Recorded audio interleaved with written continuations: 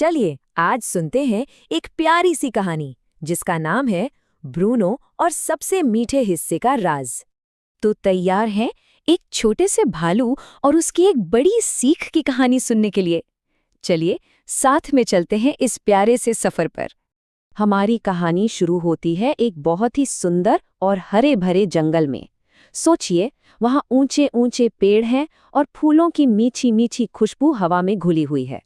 इसी जंगल में रहता था एक छोटा सा भालू जिसका नाम था ब्रूनो। ब्रूनो को खेलना बहुत पसंद था, पेड़ों पर चढ़ना भी। लेकिन उसे सबसे ज्यादा क्या पसंद था?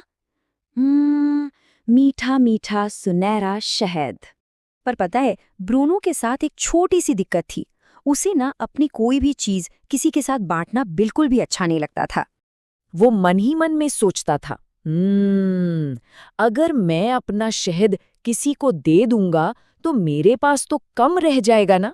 बस इसीलिए वो अपना सारा शहद एक बहुत ही खुफिया जगह पर छुपा कर रखता था, सबसे दूर।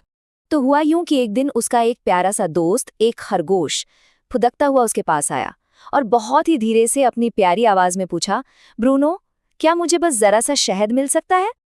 पर ब्रूनो तो ब्रूनो था। उसने झट से मुंह बना लिया और जोर से बोला, नहीं, ये सब मेरा है। बेचारा खरगोश, उसका छोटा सा दिल उदास हो गया और वो चुपचाप वहां से चला गया। लेकिन फिर उसी रात पता है क्या हुआ?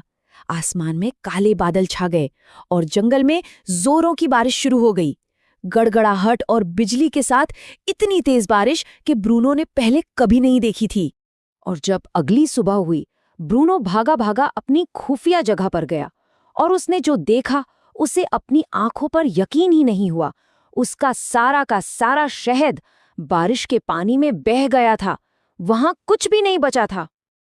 अब ब्रूनो बेचारा बिल्कुल अकेला था, भूखा भी था और बहुत उदास भी। और जब उसने आसपास देखा तो जंगल के बाकी सारे जानवर एक साथ बैठकर अपना खाना एक दूसरे को दे रहे थे और कितने खुश लग रहे थे। तब जाकर उसे अपनी गलती समझ में आई। वो धीरे से फुसफुसाया, काश मैंने भी अपना शहद खरगोश के साथ बांटा होता।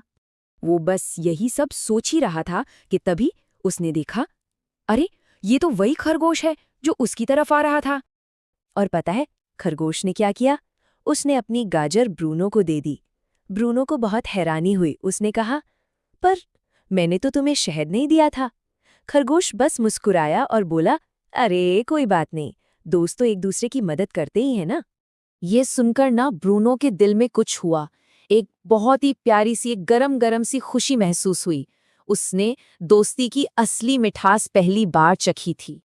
और बस उस दिन से हमारा ब्रूनो एकदम बदल गया। अब वो क्या करता था?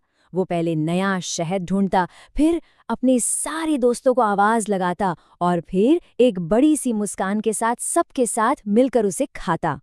उसकी सबसे पसंदीदा बात अब पता है क्या थी? वो सबको बुलाकर खुशी से कहता था, चलो मिलकर खाते हैं, चलो बांटते हैं। और अब ब्रूनो ने ये जान लिया था कि उसके पास सिर्फ शहद नहीं था। नहीं, उसके पास तो शहद से भी कहीं ज्यादा कीमती चीजें थीं।